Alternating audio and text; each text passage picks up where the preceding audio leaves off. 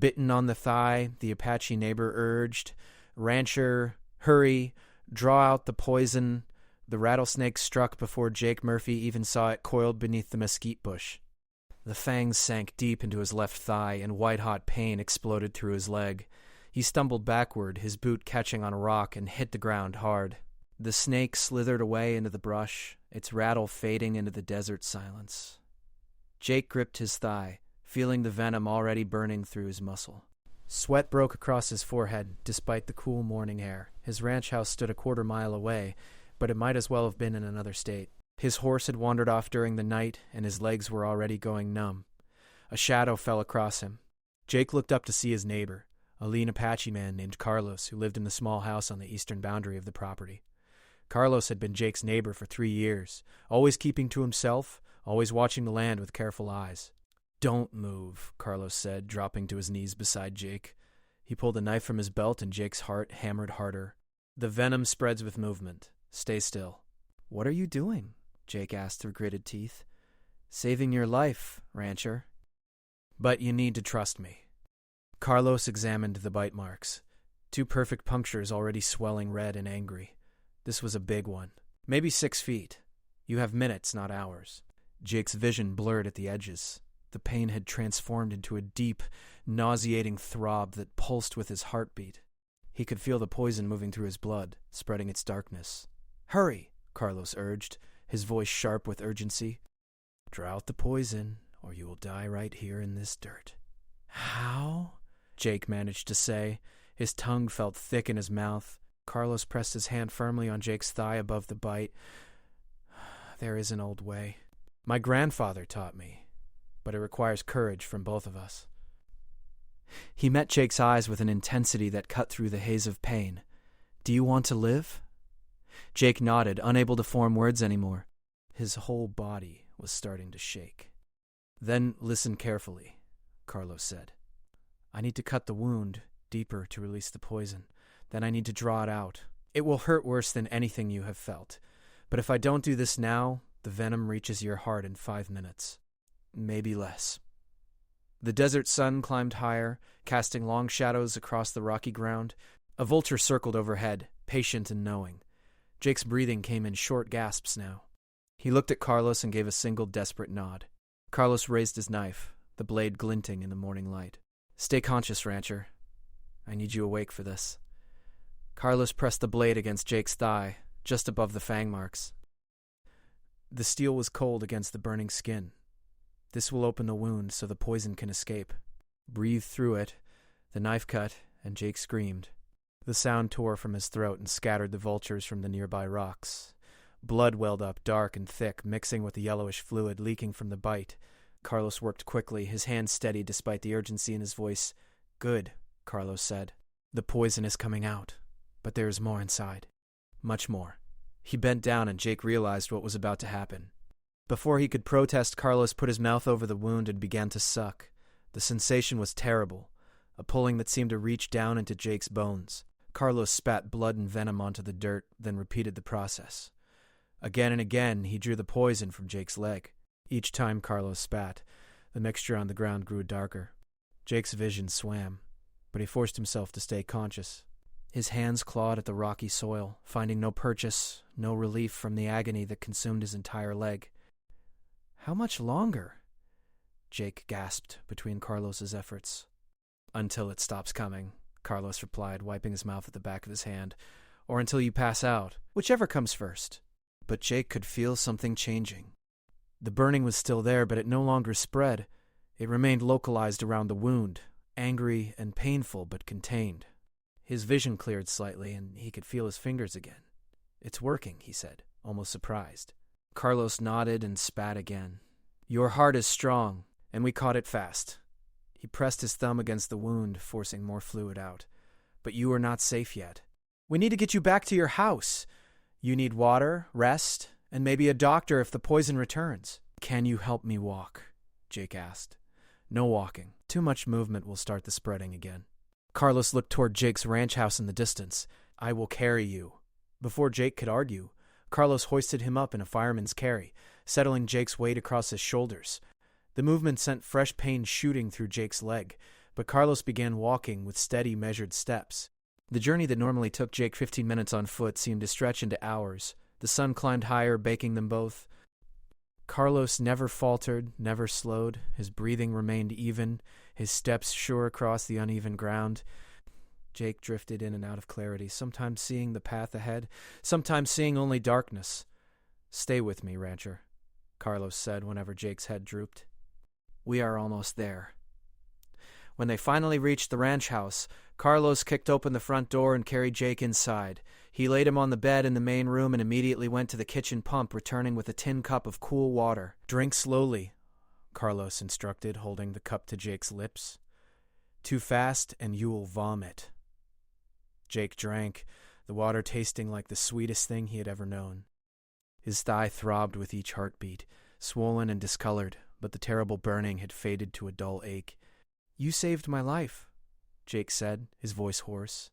"Anyone would have done the same," Carlos replied, but his eyes said otherwise. They both knew that most people would have run for help, leaving Jake alone to die. "No," Jake insisted, "not anyone.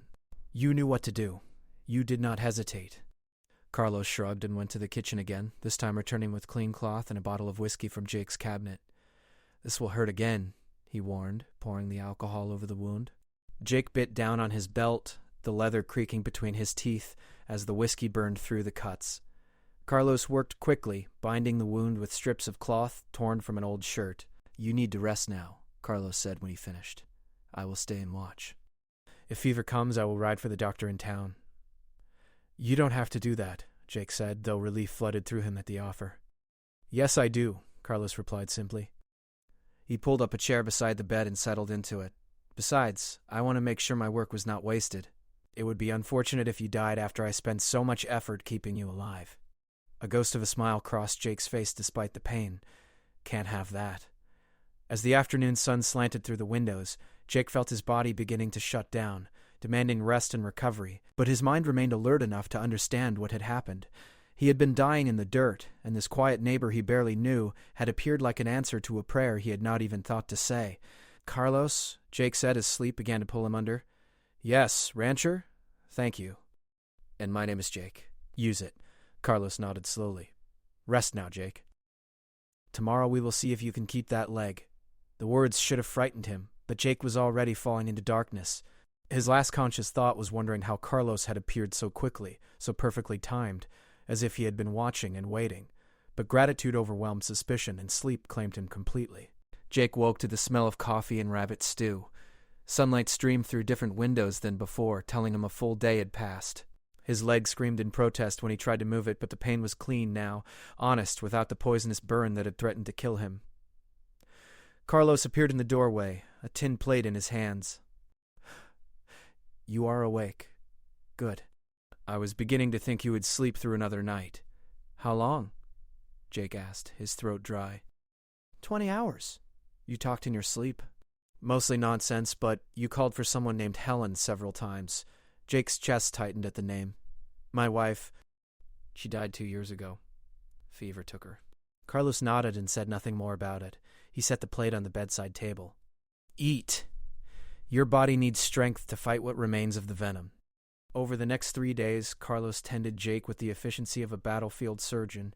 He changed the bandages twice daily, checked for signs of infection, and forced Jake to drink water even when his stomach rebelled.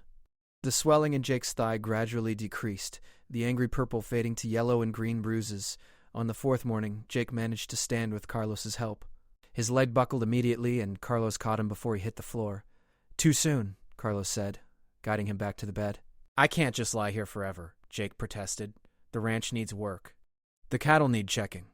The fence line near the creek has been weak for weeks." "The fence line will wait. The cattle are fine. I checked them yesterday." Carlos poured more water. "Your impatience will accomplish nothing except making you fall and break open that wound again."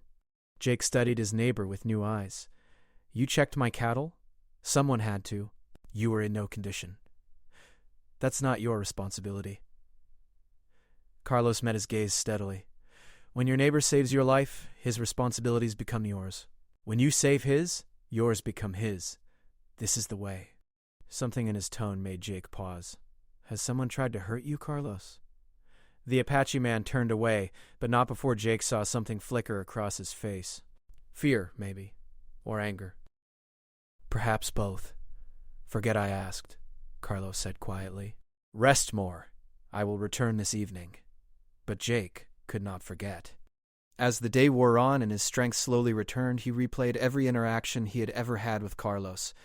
The man had moved onto the neighboring property 3 years ago, appearing one morning with a single horse and fewer possessions than a traveling preacher.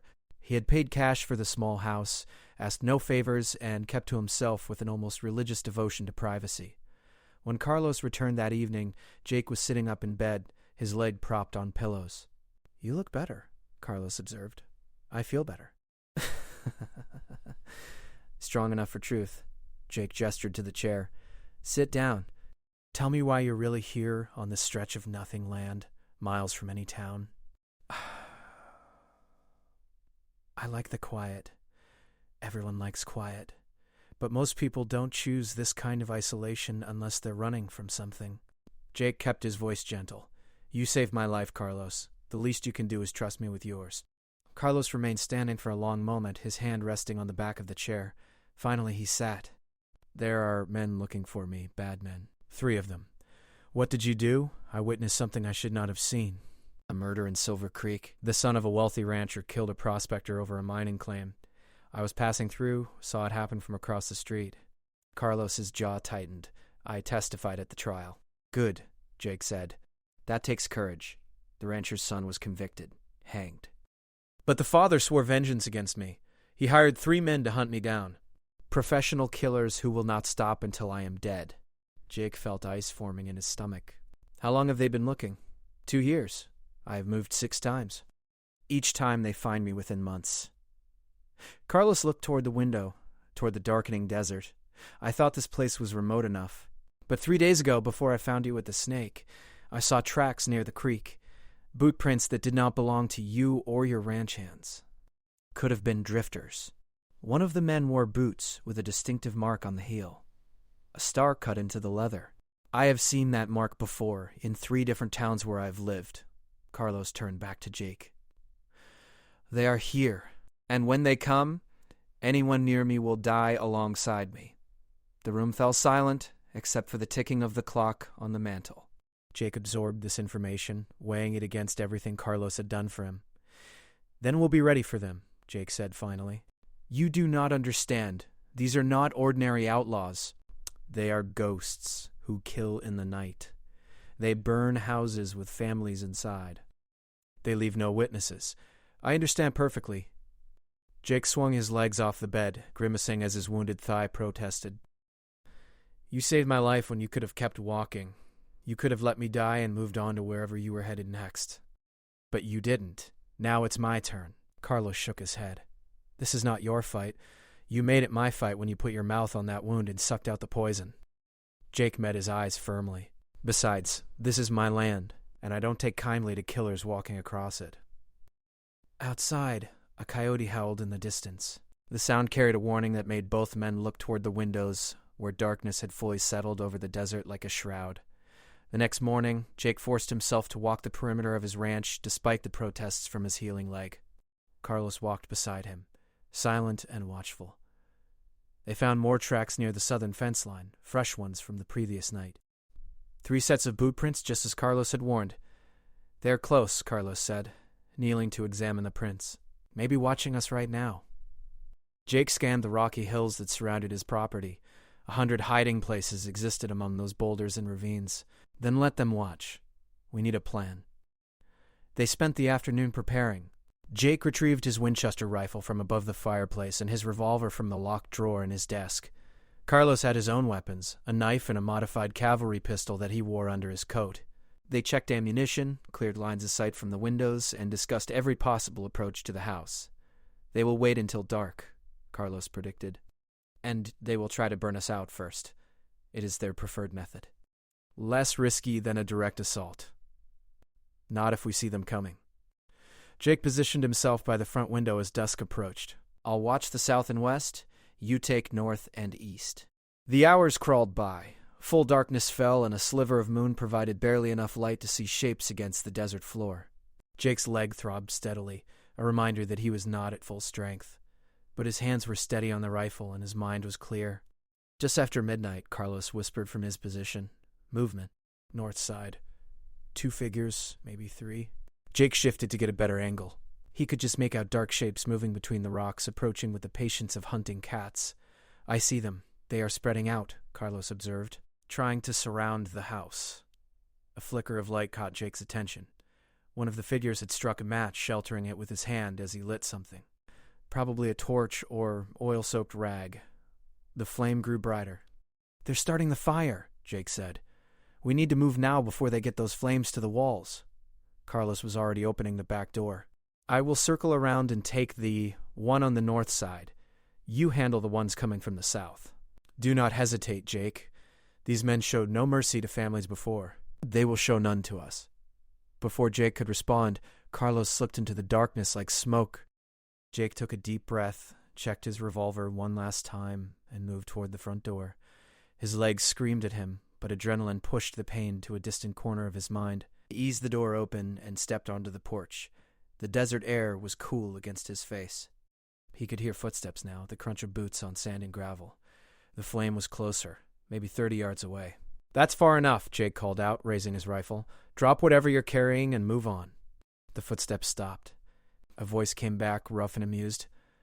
"Now that ain't very hospitable, friend. We're just passing through, looking for someone.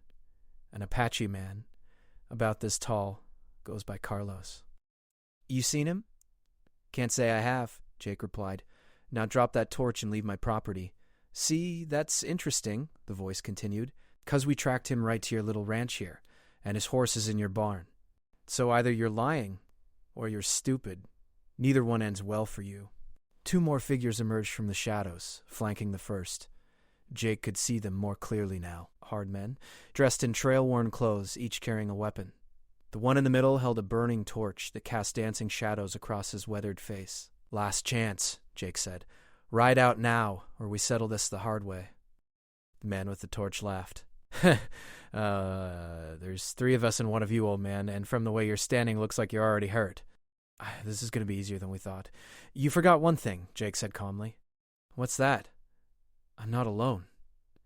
Carlos's pistol barked from the darkness to the north. One of the flanking men cried out and fell, clutching his shoulder.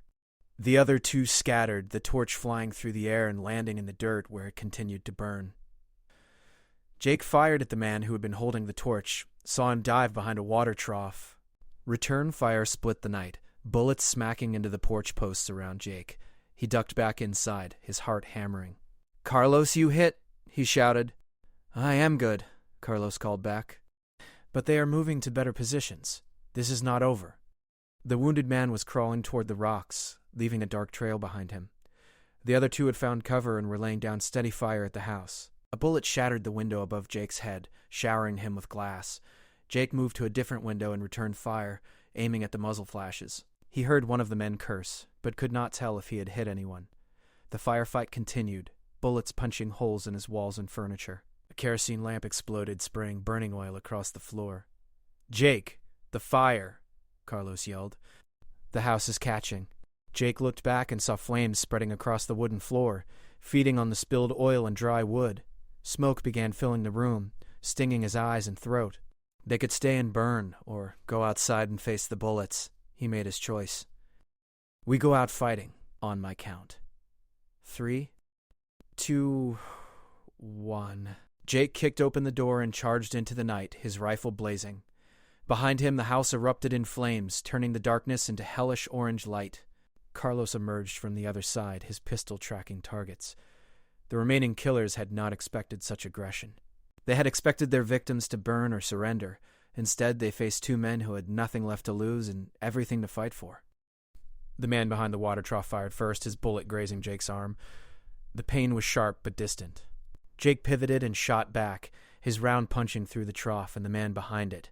The killer fell backward, his gun clattering against the stones. The second man broke cover and ran toward the barn, firing wildly as he moved. Carlos tracked him calmly, leading the target like a hunter with a running deer. His shot took the man in the leg, spinning him around. The killer tried to raise his weapon, but Jake finished what Carlos started. The man collapsed and did not move again. That left one, the wounded one who had crawled into the rocks. Jake and Carlos both knew he was the most dangerous now, cornered and desperate. The burning house cast long shadows across the desert, making every rock and bush a potential hiding place. "He is up in the high rocks," Carlos said quietly, reloading his pistol. "I saw movement there just before you shot the second man." "Can you get a clear shot?" Jake asked. "Not from here. We would have to circle around, come at him from two sides." Carlos looked at Jake's bleeding arm. "But you are hurt." "You have already given enough. It's just a scratch." Jake checked his rifle.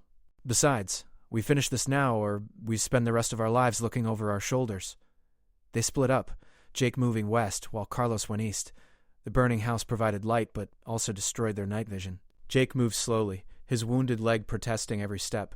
Sweat stung his eyes, and he could not tell if it was from the heat of the fire or the effort of moving. A shot rang out from the rocks. The bullet struck the ground 5 feet to Jake's left. The killer had spotted him. Jake dove behind a boulder as 2 more shots followed, each one closer than the last. The man might be wounded, but his aim was still deadly. "I know who you are," the killer called out. "Murphy, right? The rancher? You picked the wrong side in this fight, friend." Jake said nothing, conserving his breath and his position. He could see Carlos moving through the shadows on the far side, getting into position. "That Apache murdered a good man," the killer continued. "Son of one of the finest families in the territory, and you're protecting his killer. That makes you just as guilty." "He didn't murder anyone," Jake called back, keeping the man talking while Carlos moved. He testified to what he saw. "That's called honor, something you wouldn't understand. Honor doesn't feed families. Honor doesn't build ranches." Another shot, this one striking the boulder inches from Jake's head. "The man who hired us, he's lost everything because of that testimony. His son hanged like a common criminal. All because that Apache couldn't mind his own business." "His son was a murderer," Jake replied. "He deserved what he got. You don't get to decide that. And now you're going to pay for interfering." The killer's voice had moved. He was trying to flank Jake, using the conversation to cover his movements. But Jake had spent 30 years on this land. He knew every rock, every shadow, every sound that belonged, and every one that did not. He heard the scuff of boots on stone, the displacement of pebbles. The killer was moving down from the high rocks, probably thinking he could get behind Jake while Jake was pinned by gunfire. Jake fired at where the sound had come from. He heard a grunt and silence. Had he hit the man, or just driven him back into cover? Carlos's pistol answered that question. The sharp crack echoed across the desert, followed by a cry of pain and the sound of something heavy falling. Jake risked a look around the boulder and saw the killer tumbling down the rocky slope, his body rolling limply until it came to rest in the sand. Jake and Carlos approached cautiously, weapons ready, but the fight was over. The killer lay on his back, blood spreading from wounds in his chest and shoulder. His eyes were open but unseeing, reflecting the orange glow of the burning house. "It is finished," Carlos said quietly. Jake looked at the 3 bodies scattered across his property, at his house engulfed in flames, at the blood on his arm and the agony in his leg. "It's finished," he agreed. They sat together on a flat rock, watching the house burn. There was nothing to save now. The flames had consumed everything, reducing Jake's home to ash and memory. But somehow, watching it burn felt like a cleansing. The old life was gone. What came next would be different. "Where will you go now?" Carlos asked. Jake looked at him in surprise. "Go? This is my land. I'll rebuild. The men who hired these killers will send more. You know this. Then we'll deal with them too, together." Jake met Carlos's eyes. "You saved my life twice now, once from that snake, and tonight from these killers. I figure that makes us partners, whether you like it or not." Carlos was quiet for a long moment, then a slow smile crossed his face. "Partners. I like the sound of that." As dawn broke over the desert, painting the sky in shades of pink and gold, Jake and Carlos sat together among the ruins.